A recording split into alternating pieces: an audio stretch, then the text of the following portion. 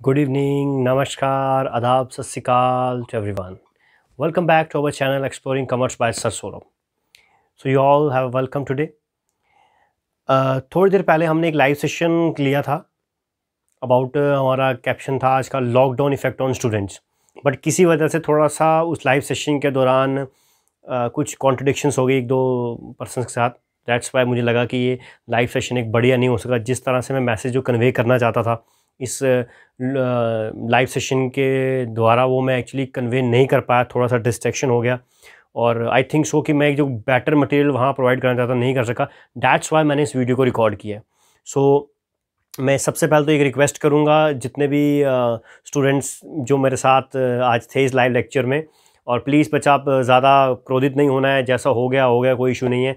And never think about जो हो गया उसको फिनिश करें. अब हम नए एक सिरे से वापस आएंगे, ठीक है. सो बच्चा एक्चुअली मेरा मोटिव ये था, देखो मैंने कल शाम में आपको ये इन्फॉर्मेशन दी थी कि मैं आज लाइव लेक्चर लेने जा रहा हूँ. तो बहुत से स्टूडेंट्स हमारे लाइव लेक्चर का वेट भी करते हैं और बहुत स्टूडेंट ज्वाइन भी करते हैं.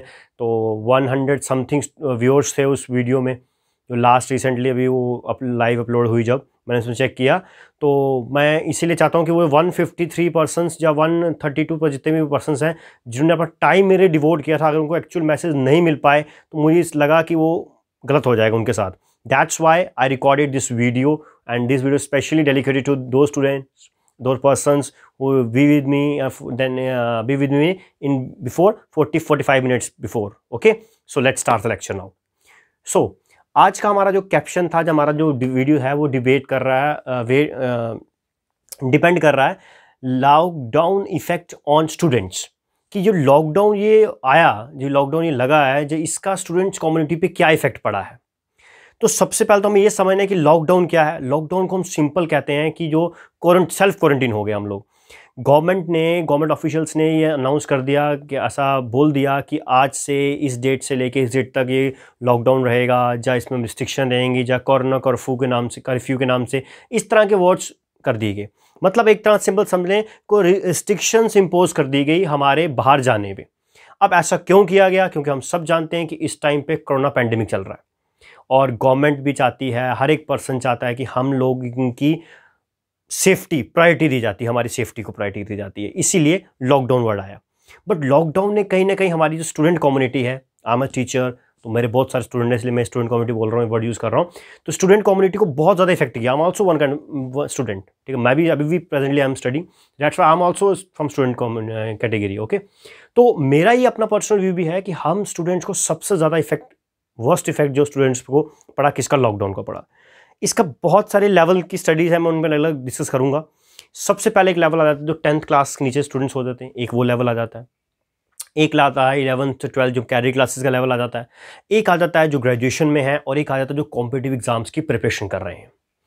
अब बहुत से स्टूडेंट्स को अभी ये लग रहा है कि अभी हमारे CBSE, हम 12th की बात कर लें, CBSE ने अनाउंस कर दिया कि हम 1 जून को रिव्यू करेंगे कि क्या हमें जो रिमेनिंग एग्ज़ाम्स हैं, जो 12th के एग्ज़ाम्स जो नहीं हुए, एक्सटर्नल एग्ज़ाम्स नहीं हुए हैं, क्या वो उनके कंडक्ट होंगे या नहीं होंगे. 1 जून को रिव्यू करेंगे. बट रिव्यू किस पे करेंगे? जो प्रेजेंट सिचुएशन होगी. अब हम सबको पता है कि आज की इस डेट में अभी तो सिचुएशन बहुत ख़राब चल रही है. हाईएस्ट डेथ केसेस आज रिकॉर्ड किए गए हैं 4200 समथिंग, ठीक है. 3 lakh plus cases every day हमारी कंट्री में राइज हो रहे हैं. वैक्सीनेशन का कोई अच्छा प्रोग्राम नहीं चल पा रहा है, किसी बड़े सारे रीजंस थे ना. तो इस तरह से मुझे ये लग रहा है कि जैसे अभी कुछ न्यूज़ की बात करें, AN की इन्फॉर्मेशन के अकॉर्डिंग बताएं तो वो बोल रहे हैं कि शायद एग्ज़ाम जुलाई में हो. अब जुलाई में हुए तो ये तो बहुत मुश्किल हो जाएगी, क्योंकि CBSE ने ये भी कहा है कि 15 डेज़ प्रायर वो आपको नोटिफिकेशन जारी करेगा एग्ज़ाम से पहले. तो इस तरह के देखा जाए तो सारा सिस्टम बड़ा डिस्टर्ब होने वाला है. बट अब हमें ये लगता है, मेरे को ये इस तरह लगता है, या न्यूज़ को एनालिसिस करने के बाद मैं ये कह सकता हूँ कि शायद CBSE क्या करे, जैसा उन्होंने 10th क्लास के साथ फॉलो किया प्रोसीजर, वैसा ही आपके साथ भी फॉलो हो सकता है जो स्टूडेंट 12th में है. मतलब उनके जो प्रैक्टिकल्स हुए हैं उनके बेसिस पे, उनके प्रोपोर्शन पे आपको जो फाइनल एग्जाम्स के मार्क्स दिए जा सकते हैं. आपका रिजल्ट डिक्लेयर किया जाता है, इस बेस पे डिक्लेयर किया जा सकता है. तो इसीलिए ये आगे बात स्टेट CBSE की. अब यही बात करते हैं हम स्टेट बोर्ड के स्टूडेंट्स की. तो स्टेट बोर्ड के स्टूडेंट्स के भी 2 एग्जाम या 3 एग्जाम पेंडिंग पड़े हैं. ठीक है। मुझे नहीं लगता कि स्टेट बोर्ड भी इस टाइम इस पोजीशन में है कि वो आपके पेपर कंडक्ट करा सके, क्योंकि J&K में वैसे ही अभी केसेस बहुत राइज हो रहे हैं और पिछले कुछ दिनों से तो लॉकडाउन इम्पोज हुआ पड़ा है। ओके, तो आने वाले डेज में क्या सिचुएशन होगी ये भी कुछ कहने अनसर्टन है, क्योंकि कोरोना कब तक रहा है, क्या सिचुएशन है, कुछ नहीं कहा था। अभी जो ये भी प्रेडिक्ट किया है कि थर्ड फेज आने वाली है। तो इन सब चीज़ों को देखते हुए आई थिंक सो कि लास्ट ईयर में जो प्रैक्टिस हुई थी कि लास्ट ईयर में जो एक आधा एग्जाम नहीं हुआ था, तो बोर्ड ने क्या किया था कि उसको एग्जाम को कंडक्ट नहीं किया और फटाफट रिजल्ट अनाउंस कर दिया था। मे बी ऐसा अभी भी हो जाए। अभी हम स्टूडेंट वेट कर रहे हैं कि अभी हमारे एग्जाम्स होंगे, वो उसकी तैयारी कर रहे हैं और ये ना पता है कि 10 दिन बाद रिजल्ट ही वापस आ जाए, रिजल्ट ही आ जाए। तो अब मेरे हिसाब से जो थोड़ा बहुत पढ़ना था वो टाइम आपको मिल गया, क्योंकि 1 महीने से ज़्यादा टाइम हो चुका है कि जब आपके एग्जाम कैंसिल हुए थे, पोस्टपोन हुए जिसको हम बोल रहे हैं। अब स्टूडेंट्स को क्या करना चाहिए, 12th क्लास की स्पेशली बात करें पहले। 12th क्लास के स्टूडेंट्स को इस टाइम पे अब अपना जो कैरियर ऑप्शन है उनकी तरफ जाना चाहिए। सबसे पहले जो कैरियर कंसल्टेंट्स लोग हैं, जैसे एग्जांपल आपके टीचर्स हो गए, सबसे अच्छा ऑप्शन। आपके ब्रदर सिस्टर जो आपसे हायर एजुकेशन गेट कर रहे हैं, जहाँ जिनको अब लगता है कि yes he is intelligent, he guides में बेटर और शी गाइड्स में बेटर, उनके पास जाएं, उनको पूछिए हम क्या करें, कौन सी कॉलेज एडमिशन लें, क्या PMSS के अंदर कैटेगरी में जाएं, जहाँ हम बाहर कॉलेज में जाएं, जहाँ स्टेट कॉलेज में एडमिशन लें, कहाँ जाएं, ये सब चीज़ें आप उनसे डिस्कस कर सकते हैं और मोर बेटर वो आपको इसके बारे में आंसर भी दे सकते हैं। सबसे पहला काम ये करें आप लोग, नंबर 1। नंबर 2, जो कुछ बच्चे हैं जो मेडिकल फील्ड में वो नीट की तैयारी करते हैं, एंट्रेंस एग्जाम्स की, वो कंटिन्यू कर दें, शुरू कर दीजिए। हम नीट की तैयारी कर रहे हैं, कई बच्चे तो ऑलरेडी ट्रैक में हैं। नंबर 2, JEE की तैयारी कर रहे हैं, CA के पेपर की तैयारी करते हैं लोग, बिल्कुल तैयारी शुरू कर दीजिए। यहाँ पर एक टाइम आ गया कि अब आप अपने एकेडमिक्स पार्ट को छोड़कर एंट्रेंस पार्ट पे फोकस करना शुरू कर दीजिए। ये आपके लिए ज़्यादा बेटर होगा अगर आप मेरी एडवाइस माने तो। दूसरा, जो लोग CA, नीट और JEE की तैयारी नहीं कर रहे हैं, वो बाकी कॉम्पिटिटिव एग्जाम्स के लिए अपनी तैयारी शुरू कर दीजिए। देखो, मैंने लाइव लेक्चर के दौरान भी इस बात पे डिस्कशन किया था और ये माना था, एक मेरे फ्रेंड हैं उन्होंने उनसे डिस्कशन में ये बात मानी थी कि अगर आप 12th के बाद एक बच्चा प्रिपरेशन शुरू करता है किसी भी कॉम्पिटिटिव एग्जाम्स के लिए और एक बच्चा जो ग्रेजुएशन के बाद कॉम्पिटिटिव एग्जाम्स की तैयारी करता है, दोनों में बहुत ज़्यादा डिफरेंस हो जाता है। कई लोग बोलते हैं सर ये जल्दी नहीं है कि अभी हम ग्रेजुएशन करेंगे फिर कॉम्पिटिटिव एग्जाम्स की तैयारी करें, फिर हमें कंसल्ट करना चाहिए ग्रेजुएशन के ऊपर। नो डाउट ग्रेजुएशन पे कंसिडर करना चाहिए, बट अभी जो मैं कह रहा हूं ये लॉकडाउन का टाइम चल रहा है, आप इसको अपॉर्चुनिटी में कन्वर्ट करो ना।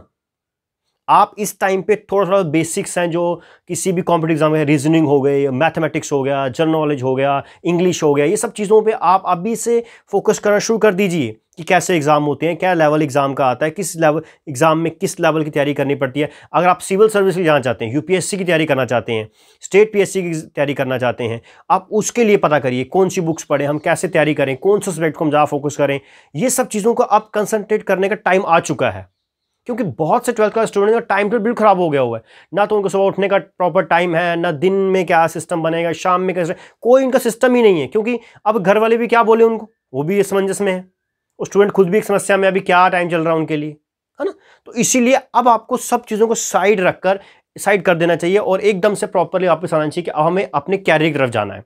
अब हम कैरियर की बात करते हैं तो अलग अलग ऑप्शंस अलग अलग फील्ड में होते हैं। तो मैंने कहा जैसे जो लोग एक्सपीरियंस हैं, एक्सपर्ट लोग, आप उनसे जाके मिले, उनसे बात करिए फ़ोन पे, उनसे वो बात करें। आप यूट्यूब में देखिए, जब बहुत सारे आपके साथ सोर्सेज हैं, गूगल में चेक करिए कौन कौन से ऑप्शंस मेरे पास हैं, क्या मैं करूँ, कितने ज़्यादा मेरा बेटर हो सकता है। तो चाहे वो बच्चा CBSE का है, चाहे वो स्टेट बोर्ड का, अब उसको एक स्टेप आगे चले जाना चाहिए। This is the correct time बच्चा, ये हमारी एडवाइस है। This is the correct time कि अब आपको अगला एक फॉरवर्ड आना चाहिए। जैसे आप CA की बात करते हैं, आप CA का सिलेबस डाउनलोड कर लीजिए and start preparation. Competitive exam की बात करें तो आप अगर UPSC की तैयारी करते हैं, UPSC का किसी भी EPFO का एग्जाम ले लीजिए, AC का एग्जाम ले लीजिए, किसी भी KS का एग्जाम स्टेट PSC में देखते हैं, आप उसके लिए शुरू कर दीजिए तैयारी अपनी।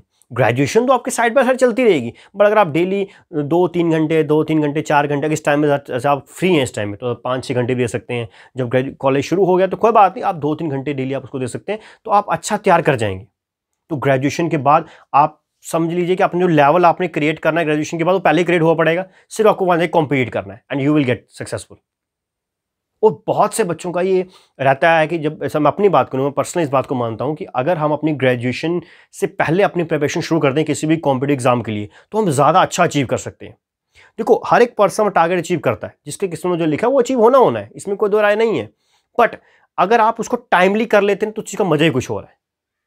हर व्यक्ति टाइम, हर व्यक्ति को कुछ ना कुछ चीज़ मिल जाती है, मतलब एक मंजिल तो हर व्यक्ति को मिलनी है, सबने अच्छा किया है, भगवान सभी को मंजिल देता है, ये मानते हैं इस बात को। बट अगर कोई चीज़ टाइमली मिल जाए तो उसका मजा ही कुछ और है। बात समझते हैं? एग्जाम्पल देता हूँ इसके लिए मैं आपको। जैसे एक स्टूडेंट है, उसका स्कोर आया 95%, एग्जाम्पल के लिए, उसका 1 नंबर से पोजीशन रह गया। ओहो, उसको बहुत दुख होता है। 10 दिन के बाद उसने रिवैल्यूएशन भरा और 15-20 दिन के बाद जब रिजल्ट आया और उसका 1 नंबर बढ़ गया। अब बस यहां से ऑब्जर्व करिए, क्या जो रिजल्ट, उसका रिवैल्यूएशन जब उसका 1 नंबर बढ़ गया, उसकी जो पोजीशन की खुशी होगी वो उस टाइम पे कोई मायने रखेगी? पोजीशन है उसकी, मानते हैं, पर वो मायने नहीं रखती है। क्यों? मायने तब रखती थी जब सबका रिजल्ट आया था, मेन रिजल्ट जब आया हुआ था। ये डिफेंस होता है। हाँ, पोजीशन तो पोजीशन ही कहलाएगी ना उसकी, नो डाउट, मार्कशीट में पोजीशन लिखा आता है, बट द पॉइंट इज कि टाइमली जो चीज मिलनी चाहिए थी वो नहीं मिल पाई। ये बात हमें समझनी पड़ेगी यहां पर। तो अब यहां पर आप सब स्टूडेंट्स को जो 12th क्लास में स्पेशली इस टाइम पे हैं, जो कॉलेज में जाने वाले हैं, उनके लिए ये था कि आप अपनी तैयारी को अब यहां से स्टार्ट करना शुरू कर दीजिए। ओके, नंबर 1, ये हमारी एक कैटेगरी की बात आ गई। कैटेगरी नंबर 2, कैटेगरी नंबर 2 हमारी आती है जो स्टूडेंट्स अभी 12th में आए हैं, जिनको अभी अभी 11th के एग्जाम कैंसिल हुए और वो 12th क्लास में मूव कर चुके हैं। अब बहुत से ऐसे स्कूल्स हैं जिन्होंने 12th क्लासेस स्टार्ट भी कर दी हैं, ऑनलाइन क्लासेस स्टार्ट हो चुकी हैं और 10-15 दिन हो गए हैं क्लासेस स्टार्ट हुए हुए। अब बहुत स्टूडेंट को मैंने पर्सनली ऑब्जर्व भी किया है कि बहुत स्टूडेंट अभी सीरियस नहीं है, अभी भी सीरियस नहीं है कि सर क्या हम तैयारी कर रहे हैं, अभी ऑनलाइन क्लासेस में वो कम देखने को मिलते हैं। ये नहीं कि वो बच्चे अच्छे नहीं हैं, बहुत अच्छे स्टूडेंट भी हैं, बट सीरियसनेस नहीं है। अब सीरियसनेस क्यों नहीं है? क्योंकि लास्ट 1-2 साल से ऐसा इन्वायरमेंट ही क्रिएट हो गया स्टडीज़ में कि लोगों का इंटरेस्ट ही नहीं बन पा रहा है। क्योंकि हम माने चाहे ना माने, but school plays a very important role, very very important role. और अगर हम स्कूल नहीं है तो हमारा जो रेगुलर रूटीन है वो खत्म होती जा रही है। तो इसीलिए मैं ये आपको ये कहना चाहूंगा कि जितने भी 12th क्लास स्टूडेंट है बच्चा, उनको लग रहा है कि हमें 12th में प्रमोशन मिल जाएगा, मिल जाए, खुशी की बात है आपके लिए। बट आप नहीं मिला तो 1% बात करते हैं। आपको अभी क्या करना चाहिए? जो प्रॉपरली आपकी क्लासेस चल रही हैं, चाहे वो ऑनलाइन मोड से हैं या आपको व्हाट्सएप के जरिए क्लासेस पढ़ाई जा रही है, जो हर स्कूल के पढ़ाने का तरीका अलग अलग होता है ना, आप उसको प्रॉपर वे में स्टार्ट कर दीजिए। हर एक सब्जेक्ट को, किसी एक सब्जेक्ट के पीछे मत जाइए, हर एक सब्जेक्ट के हर एक टीचर की क्लासेस प्रॉपरली आप अटेंड करिए और उसके बाद जो जो टीचर ने पढ़ाया वो सारा वापिस बैठकर अच्छे से रिवाइज करिए। तो मैं मानता हूं कि ऑनलाइन क्लासेस के दौरान बच्चों को इतना अच्छा समझ नहीं आता है, नेटवर्क का प्रॉब्लम होता है, घर में कोई थोड़ा सा शोर शराबा हो नहीं आता है, टीचर का कोई नेटवर्क प्रॉब्लम आ गया, टीचर आज एब्सेंट हो गया, लेट हो गया, वो लिंक नहीं शेयर हुआ, बहुत सारी ऐसी प्रॉब्लम्स आती हैं जो जनरल रियलिटी की बात कर रहे हैं हम, प्रॉब्लम्स फेस करनी पड़ती हैं, बट थोड़ा बहुत एडजस्टमेंट तो करना पड़ेगा। तो अगर आप थोड़ा बहुत एडजस्टमेंट करते हैं, प्रॉपर वे में चलते हैं, तो कोई बर्डन नहीं आएगा और आप प्रॉपर रिजल्ट की तरफ जा सकते हैं, प्रॉपर रिजल्ट की तरफ जा सकते हैं। दिस इज अ की वन, ये एक मेन की है आपके लिए। और हो सके तो थोड़ा सा अपने आप को एक टाइम बनाएं और शिफ्ट वाइज पढ़ने की कोशिश करें। जैसे सपोज करें आपकी मॉर्निंग में क्लासेस है, तो मॉर्निंग की शिफ्ट में पढ़ाई कर लीजिए, ऑनलाइन क्लासेस अटेंड कर लीजिए, देन ब्रेक। दिन को आप बैठ के जो टीचर ने पढ़ा उसको होमवर्क जो दिया गया वो कर लीजिए, शाम में बैठ के आप सारा उसको अच्छे से रिवाइज कर लीजिए और कुछ टाइम रात में डाल के कुछ एक्स्ट्रा स्किल्स अपने अंदर डेवलप करने की कोशिश करिए। जैसे कम्युनिकेशन स्किल्स बड़ी ज़रूरी हैं, राइटिंग स्किल्स बहुत ज़रूरी हैं, ठीक है। अपने आप को अवेयर करिए कि हमारी कंट्री में क्या चल रहा है, हमारे वर्ल्ड में क्या चल रहा है, इसके लिए न्यूज़ देखना बहुत ज़रूरी है, न्यूज़ पढ़ना बहुत ज़रूरी है, ठीक है। अलग अलग चीज़ों के बारे में जानना बहुत ज़रूरी है, ये सब चीज़ आप कर सकते हैं, ये टाइम है बच्चा। मतलब आप सब ये मान के चलें कि लॉकडाउन को हमें वर्स्ट इफेक्ट टाइम नहीं बनाना अपना, हम इसको अपॉर्चुनिटी में कन्वर्ट करना और कुछ अच्छा करने की यहाँ पर कोशिश करनी है, ये हमें यहाँ पर करना पड़ेगा। ये हमारा मैसेज है जो अभी 12th के स्टूडेंट हैं। अब बात करें जो 10th क्लास के स्टूडेंट हैं, नीचे वाले स्टूडेंट आ जाते हैं। उन स्टूडेंट्स के लिए सबसे बड़ी एक इंपॉर्टेंट बात ये रहती है कि उन स्टूडेंट्स को इस टाइम पे लग रहा है कि हमारी प्रमोशन हो रही है, वो बेचारे 1.5-2 साल स्कूल ही नहीं गए हैं, उनका माइंड भी इतना डेवलप नहीं होता है। अब यहाँ पेरेंट्स की रिस्पॉन्सिबिलिटी ये बनती है कि उनको सिर्फ ऑनलाइन क्लासेस का जो टाइम है उसके अलावा उनको एक्स्ट्रा स्किल डेवलप करने की कोशिश करनी चाहिए and give them A positive environment. आप उनको जैसे किसी बच्चे का हैंड राइटिंग अच्छा नहीं है, एक सबसे अच्छा काम ये है, आप उसको हैंड राइटिंग्स करवाएं। टाइम है, इंप्रूवमेंट हो सकती है, घर पे है, रोज़ के 2-3-4 पेज भी लिखता है, अच्छे से लिखता है, तो डे बाय डे लिखेगा तो इंप्रूवमेंट आएगी। कई बच्चों को ग्रामर में दिक्कत आती है, आप उनको ग्रामर पढ़ा सकते हैं। ऑनलाइन आजकल lot of courses are available there, YouTube में एक से एक बढ़िया टीचर आपको मिल जाएगा जो आपको इस अच्छा सिखा सकता है, आप उस पर जाइए। अब मैंने एक चीज़ ऑब्जर्व की है, मे बी कई लोगों को ऐसा लगेगा, कई स्टूडेंट जो हमारे सुन रहे होंगे, भाई ब्रदर ऐसे होंगे, पेरेंट्स क्या करते हैं, बच्चों को फ़ोन दे देते हैं, स्मार्टफोन दे दिया और बोल रहे हैं क्लासेस लगाए और पूरा दिन बच्चा फ़ोन पा सकता है। ये सबसे बड़ी गलत बात है। इस टाइम पे 11-12 का बच्चा फिर थोड़ा सा समझदार होता है, ज़्यादा नहीं कह सकता मैं, थोड़ा समझदार होता है, लेकिन 9-10 या 6-7 के बच्चे को समझ नहीं होती है। वो अपना सारा का सारा टाइम वेस्ट कर देता है मोबाइल को यूज़ करने में। मतलब समझ लो कि वो 1-1.5 GB जो भी एक दिन का डाटा मिलता है वो सारा एग्जॉस्ट कर देता है, जबकि ऑनलाइन क्लासेस में एग्जॉस्ट होता है 50%, 30%, 40%, 50% लगा लीजिए, 50% वो एक्स्ट्रा एक्टिविटी में इन्वॉल्व कर रहा है। तो ये चीज़ समझनी पड़ेगी पेरेंट्स को स्पेशली, कि जो नीचे वाले क्लासेस के बच्चे हैं उनको ऑनलाइन क्लासेस या लॉकडाउन का नेगेटिव इंपैक्ट ना आए, उनको पॉजिटिव इम्पैक्ट डाला जाए। ये कैसे हो सकता है? इन चीज़ पे फोकस करना पड़ेगा, ये बातों पे फोकस करना पड़ेगा, स्पेशली 10th से नीचे क्लासेस है। अब बात करें कॉम्पिटिटिव एग्जाम या ग्रेजुएशन वाले स्टूडेंट्स की। ग्रेजुएशन वाले स्टूडेंट्स को अभी यूजीसी ने अनाउंस किया कि उनके जो एंड ईयर के सेमेस्टर एग्जाम्स को छोड़कर बाकी सबको प्रमोट कर दिया जाए, जो उनके ऑनलाइन एग्जाम ले लिए। बहुत बच्चे खुश हो गए, ऑनलाइन एग्जाम होंगे, ओपन बुक एग्जाम है, खुश, बहुत बढ़िया से खुश हो गए जी वो। अब उनको इस बात को समझना चाहिए, ठीक है जी, चलिए बहुत बढ़िया, टाइम नहीं था, आप स्टडी नहीं कर पाए, तो आपका ये सब सिस्टम निकल गया। बट अभी बात समझने का ये है कि क्या उनका आगे क्या होगा? 1-2 सेमेस्टर को जंप मिल गया तो आगे क्या होगा? उन्होंने तो बुक्स बिल्कुल छोड़ ही दी हैं। वो उनके लिए बहुत ज़्यादा एक नेगेटिव इम्पैक्ट डालने वाली बात है। अब उनको ये बात अपने माइंड में बना लेनी है कि वो अपनी तैयारी करना शुरू कर दें। चलिए, मैं मानता हूँ कि अब कॉलेज में क्या सब्जेक्ट्स आएंगे नेक्स्ट सेमेस्टर में उनको नहीं पता है, तो कोई बात नहीं, वो कॉम्पिटिटिव एग्जाम्स की तैयारी करें। बहुत से बच्चों का मैंने देखा है, उनका एग्जाम होता है कि हमें सर सब इंस्पेक्टर बनना है, उसके लिए तैयारी करना शुरू कर दें। एग्ज़ाम सिलेबस डाउनलोड कर लीजिए, यूपीएससी की तैयारी कहीं एस्पिरेंट होते हैं वो तैयारी करना शुरू कर दीजिए। जब किसी नॉर्मल स्टेट बोर्ड के हम स्टेट लेवल के एग्जाम्स को देखें वो तैयारी करना शुरू कर दीजिए, रेलवेज़ की तैयारी करना शुरू कर दीजिए, बैंकिंग सेक्टर की तैयारी करना शुरू कर दीजिए। मतलब टाइम है उनके पास, क्या वो तैयारी कर सकते हैं, क्योंकि अभी कॉलेज के एग्जाम बटन तो है नहीं, और ओपन बुक एग्जाम कैसे देने ये मेरे से बेहतर सब जानते हैं। पढ़ के तो कोई नहीं देगा भाई, जिसने पढ़ा भी होगा वो भी खुद से नहीं लिखे, वो भी कह रहे बुक से देख लेता हूँ मैं भी, क्योंकि नाम ही ओपन बुक एग्जाम दे दिया उसको। तो अभी आप वेट करें, नहीं सर क्लासेस लगेंगी, मैं पढ़ूंगा, मैं ऐसा करूंगा, वो सब चीज़ें छोड़ दीजिए। अपना टाइम टेबल फिक्स करिए, शेड्यूल बनाइए, और फिर आप अच्छे से पढ़ पाएंगे। इस पे कंसंट्रेट कर सकते हैं और बेटर रिजल्ट आपको यहीं से मिलने वाला है। ये कॉलेज स्टूडेंट को एडवाइस थी। अब नेक्स्ट है कि लॉकडाउन का सही नुकसान झेलना पड़ा जो कॉम्पिटिटिव एग्जाम की तैयारी कर रहे हैं।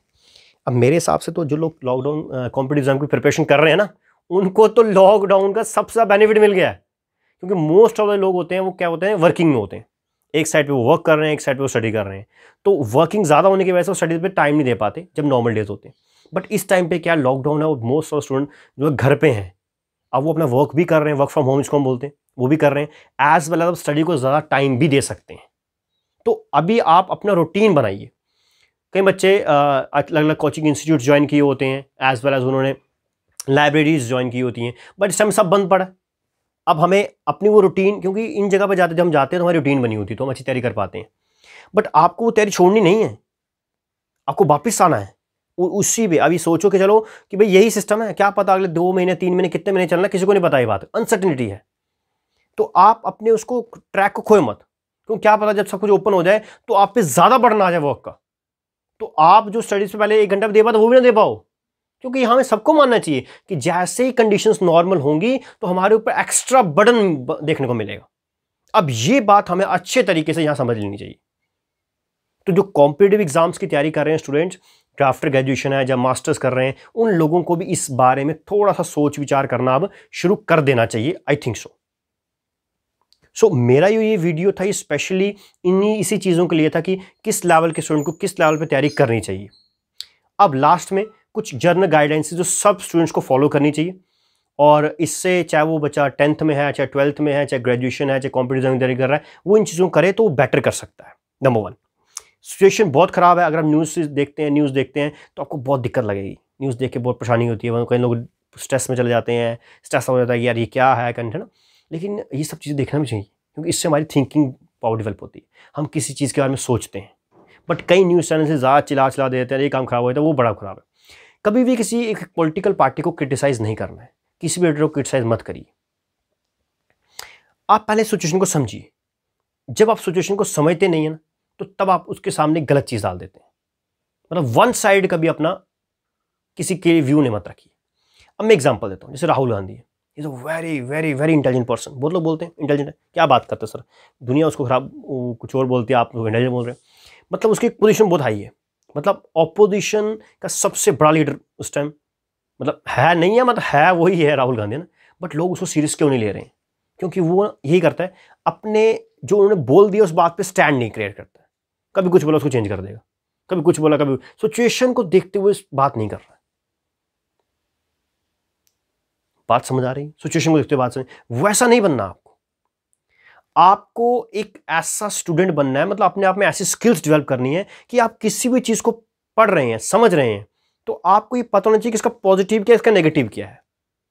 अब मैं जैसे एग्जांपल लेता हूं कि बहुत सारे लोगों के मन में है, सर इंडिया में वैक्सीन आ नहीं रही और वैक्सीन सारी बाहर भेज रही है इंडिया वाले, अपने कंट्री में वैक्सीन लगा रहे हैं, लोगों को बाहर भेजे जा रहे हैं। अच्छा, क्यों बाहर भेज रहे हैं? रीजन पता आपको? कुछ लाइबिलिटीज होती हैं। कई इंडियन फोर्सेज जो हैं, कई इंडियन के फोर्सेज लोग हैं, वो हमारे बाहर आउटसाइड द कंट्री बैठे हुए हैं, उनको वैक्सीन भेजना हमारी, क्योंकि हमारे ही सिटीजन है वो तो हमारी रिस्पॉन्सिबिलिटी बनती है। कई कंट्रीज के साथ हमने अपना टीटी साइन की होती है, एग्रीमेंट साइन किए होते हैं, हमें वो भी फुलफिल करने पड़ते हैं। अपने नेबर्स का ध्यान तो रखना ही पड़ता है। तो अभी मैं ये नहीं कह रहा हूं कि वैक्सीन कमी नहीं है, शॉर्टेज नहीं है, या किसी में मैं किसी गवर्नमेंट को फेवर नहीं कर रहा हूं, मैं आपको सिर्फ बता रहा हूं कि हमें हर एक चीज को पॉजिटिव देख लेना, पॉजिटिव नेगेटिव देख लेना चाहिए। क्योंकि आज के जमाने में क्रिटिसाइज तो हर व्यक्ति करता ही करता है। आप कोई भी काम करने जाएंगे तो लोग आपको क्रिटिसाइज करेंगे ही करेंगे, या मान के चलें। अप्रिशिएट भी करते हैं लेकिन क्रिटिसाइज भी करेंगे लोग आपको। मैं आपको सीधा सा एग्जांपल देता हूं, जैसे मैं अब वीडियो बना रहा हूं, मैंने वीडियो बनाया, मैं पोस्ट करूंगा इसको, जैसे मेरी वीडियो आएगा, कई ऐसे लोग होते हैं जो मतलब वीडियो आने का वेट करते हैं और उससे डिसलाइक। वीडियो में क्या कंटेंट उनको ये भी नहीं पता, मे बी वो कैप्शन भी रीड नहीं करते हो, बट उनके माइंड में है कि बस इधर हमने डिसलाइक ही करना है। ऐसे भी लोग होते हैं। अरे हमें छोड़ दीजिए, अपने आप को छोड़ दीजिए, लोगों ने तो भगवान को भी नहीं छोड़ा। भगवान राम एक इंसान होते हुए भगवान के रूप में, देवता के रूप में थे, लोगों ने उनको भी क्रिटिसाइज कर दिया है। अब मैं एक्सप्लेन नहीं करूंगा। आप किसी भी व्यक्ति को ले लीजिए, हर व्यक्ति को लोग क्रिटिसाइज करते हैं। रशिया प्रेसिडेंट व्लादिमीर पुतिन, बहुत पावरफुल व्यक्ति, उसको भी क्रिटिसाइज कर रहे हैं। नरेंद्र मोदी, उसको भी, हर एक व्यक्ति क्रिटिसाइज करते हैं लोग। क्यों? क्रिटिसाइज करना आसान है, किसी को बदलना तो बड़ा आसान है, अपने आप को बदलना मुश्किल है। हमारे प्रिंसिपल सर एक बड़ी अच्छी बात बोलते हैं, वो बोलते हैं कि लोग हमेशा दूसरे को बदलने की कोशिश करते हैं, दूसरे को बदलने की कोशिश करते हैं, अपने आप में कभी चेंज नहीं लाना चाहते वो। जब हम अपने आप में चेंज लाना शुरू कर देंगे तो मतलब हम सही ट्रैक पे चलेंगे। लोग बोलते हैं देखो इतना गंद पड़ा इंडिया में, ये है जी, ये है, वैक्सीन नहीं है, लोग बाहर। आप अपने आप को इंप्रूव करो ना, आप अपने आप को इंप्रूव करो, ऑटोमेटिक सारी क्रिएशन अवेलेबल हो, सारी क्रिएशन नॉर्मल हो जाएंगी, अगले बंदे भी चेंज होने शुरू हो जाएंगे, आपको देख के चेंज हो जाएंगे। आप खुद ही चेंज को अडॉप्ट नहीं करना चाहते, अगला बंदा कैसे अडॉप्ट करेगा? मैं बोल रहा हूं कि मैं किसी को क्रिटिसाइज नहीं करूंगा। मैं इसका छोड़ देता हूं। मुझे लगा कि मैंने जो मैंने बताया कि लाइव एक्शन में प्रॉब्लम आई, अब लाइव एक्शन में प्रॉब्लम आने के बाद मुझे लगा यार नहीं अच्छा नहीं, तो मैंने इसको थोड़ा चेंज कर दिया। अब मैं नहीं चाहता वीडियो नहीं डालता, मैं कह नहीं मैं बहुत अच्छा, ऐसा नहीं मैं कह रहा हूँ, मैं बता रहा हूँ आपको कि हमें सबसे पहले ये देखना है कि जो चेंज हो रहा है वो चेंज को अपने ऊपर इंप्लीमेंट करने की कोशिश करो। अगर आपने अपने इंप्लीमेंट कर दिया तो मतलब सही चल रहे हैं, और आप दूसरे को सुधारने की कोशिश भी कर सकते हैं, दूसरा ऑटोमेटिक सुधर जाएगा, आप अपने आप को सुधारिए। हमें कंट्री साफ करने से मैटर छोड़ दीजिए, आप अपनी सोसाइटी को साफ कर लीजिए, कंट्री अपने आप साफ हो जाएगी। राइट? तो ये कुछ मेन चीजें हैं, ये सब लोगों को जर्नली मैसेज या मेरा जा रहा है। दूसरा, लॉकडाउन का पालन करना हमारी रिस्पॉन्सिबिलिटी है। जो प्रोटोकॉल्स एसओपीज गवर्नमेंट बनाती है उनको फॉलो करना हमारी रिस्पॉन्सिबिलिटी और हमारी ड्यूटी भी बनती है।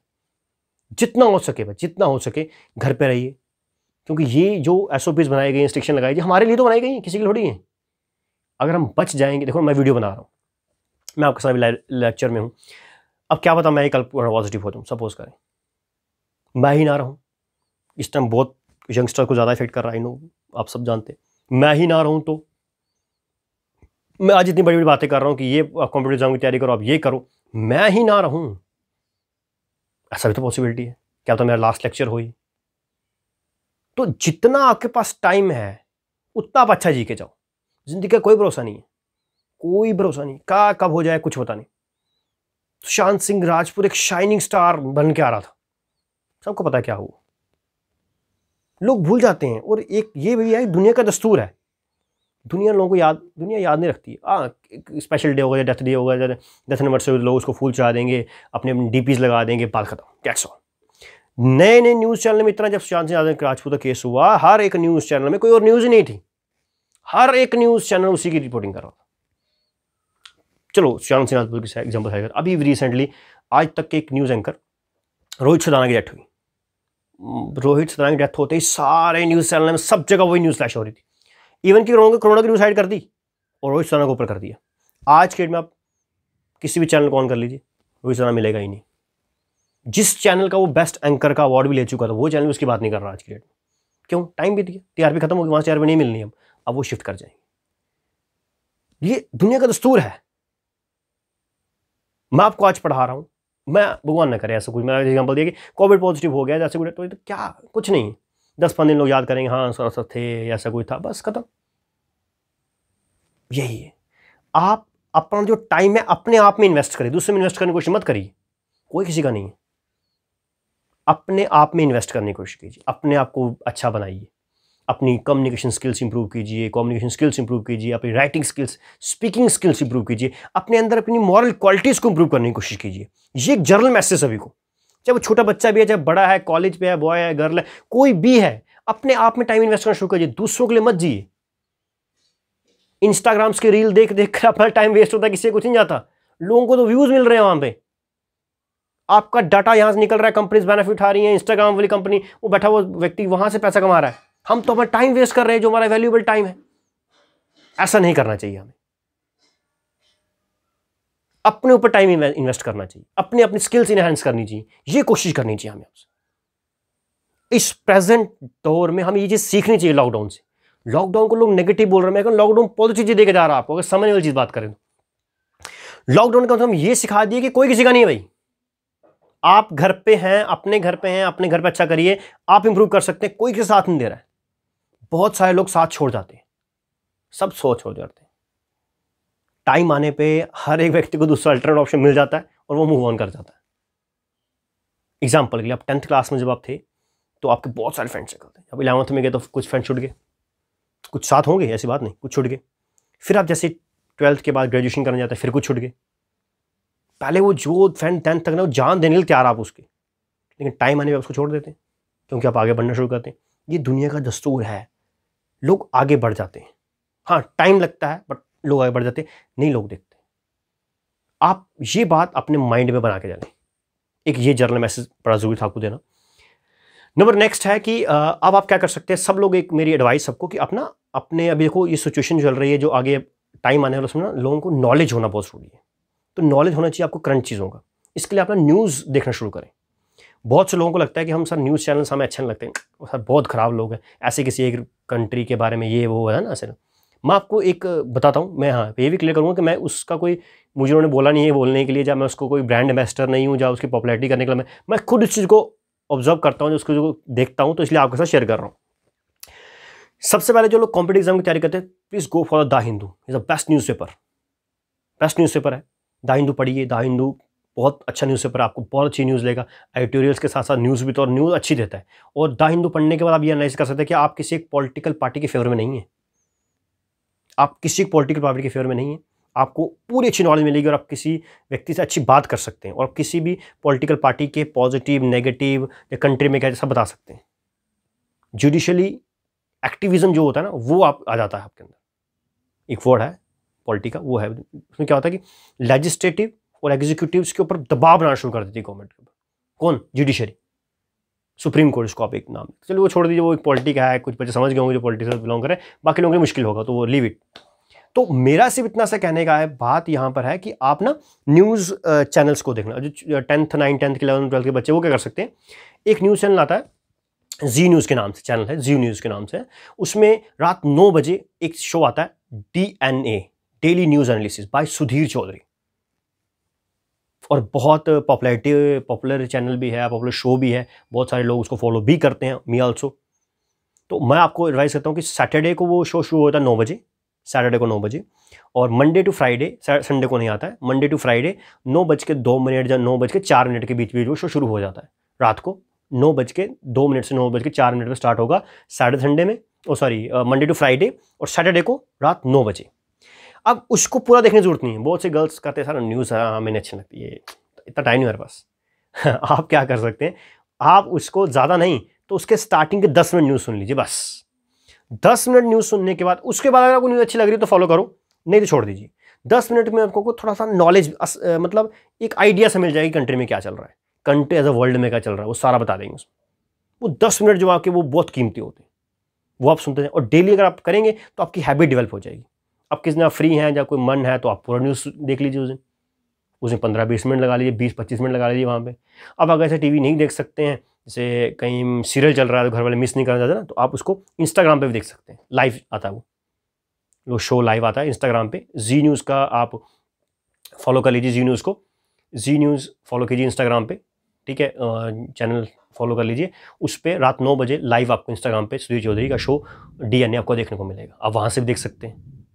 तो ये अगर आप सब स्टूडेंट ऐसे कुछ चीज़ें फॉलो करते हैं तो बच्चा बहुत अच्छे लाइन पे आप जाएंगे। और अगर मेरी इन एडवाइजेज़ से किसी बच्चे को कुछ समझ आए, अच्छा लगा हो, तो ये एक हमारा भी चैनल के मध्य से अच्छा लगता है, क्योंकि हमारा चैनल जो एजुकेशनल है। अब मुझे ये लगता है, जैसे अब मैं आप बोलेंगे सर आपने तो कहा कि आप इन्वेस्टिंग यूज सेल्फ और आप हमारे टाइम वेस्ट कर रहे हो, 30-35 मिनट का लेक्चर आपने बना के दिया, कितना टाइम वेस्ट हुआ, आप पढ़ सकते थे, आपने ऐसे क्यों किया? क्योंकि मेरा ये मानना है कि जो नॉलेज मेरे पास है, जब नॉलेज जो हमारे पास है, हमें जब तक हम किसी को डिस्ट्रीब्यूट नहीं करेंगे, किसी को इम्पार्ट नहीं करेंगे, तब तक उस नॉलेज का कोई फ़ायदा नहीं है। और मैं अपना एक बात क्लियर कर दूं यहाँ पर कि मैं कभी अपना रेगुलर वर्क छोड़कर वीडियोज़ नहीं बनाता हूँ। पहले बनाता था, अब नहीं ऐसा करता हूँ। रेगुलर वर्क छोड़कर नहीं आता, जहाँ मेरे पास टाइम फ्री मिलता है मैं उसी टाइम पर ये काम करता हूँ। क्योंकि बच्चे मेरा पर्सनली व्यू अब एकदम चेंज हो चुका है, और ये टाइम चेंज होना ज़रूरी था, ज़रूरी है कि जब तक आप अपने बारे में नहीं सोचेंगे ना, तब तक आप आगे नहीं बढ़ सकते। दुनिया बहुत सेल्फिश है बच्चा, बहुत ज़्यादा सेल्फिश दुनिया हो चुकी है आजकल, कोई किसी का नहीं है। आप जिसको अपनी प्रायोरिटी समझते हैं ना, वो एक टाइम प्रायोरिटी है, बट एक टाइम पे जाके प्रायोरिटी नहीं रहती है। इसलिए प्रायोरिटी है आप अपने को डेवलप कर लो, अपने पास नॉलेज गेन कर लो, अलग अलग सब्जेक्ट्स की, कंसेप्ट्स की इंफॉर्मेशन होनी चाहिए अच्छी थी। अगर आप किससे अच्छा बोल पाएंगे ना, वही आपका सब कुछ है।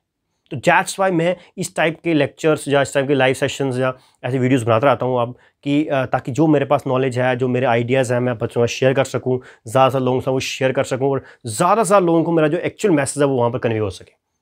दिस इज़ माई रिस्पॉन्सिबिलिटी भी कह सकते हो, क्योंकि मैं टीचर हूँ तो मेरी रिस्पॉन्सिबिलिटी बनती है। As a good citizen of India मेरी भी रिस्पॉन्सिबिलिटी, नेशन फर्स्ट की फीलिंग है मेरे अंदर। मैं चाहता हूँ कि मेरे साथ जितने भी लोग जुड़े हुए सबको एक अच्छा मैसेज यहाँ पर कन्वे हो। तो अगर मेरे इस व्यू से जो मैंने 30-35 मिनट वेस्ट की, अगर यहाँ से 4-5 लोग भी अगर DNA देखना शुरू कर देते हैं, जब अपनी लाइफ में जो बातें मैंने डिस्कस की हैं वो करना शुरू कर देते हैं, तो मतलब मेरा सफल हो गया काम। Okay, so that's all about in today's lecture. आप ज़्यादा से ज़्यादा इस वीडियो को शेयर करना चाहें तो कर सकते हैं, बट शेयर मैं बार बार इस बार को बोलता हूँ, शेयर तभी करें जब आपको लगता है कि सर लेक्चर बढ़िया था और हमें अच्छा लगा, तो शेयर करिए। अगर नहीं है तो डिसलाइक करके जाइए इवन, और डिसलाइक पर लिख के जाइए डिसलाइक क्यों किया ये बता दीजिए मुझे, वाई यू डिसलाइक। और अगर शेयर नहीं भी करना तो मत करो, अगर लेक्चर अच्छा लगा मत शेयर मत करो और बताओ। बट जो भी ये लेक्चर देख रहे हैं प्लीज़ एंड तक देखिए, एंड में हूँ। जो आप किसी को एडवाइस, आप लेक्चर जब देख लेंगे तो जिसको भी एडवाइस करेंगे उसको ये बोला है लास्ट तक लेक्चर लेके जाना, तो मजा आएगा ये अच्छे लेक्चर देखने का, राइट।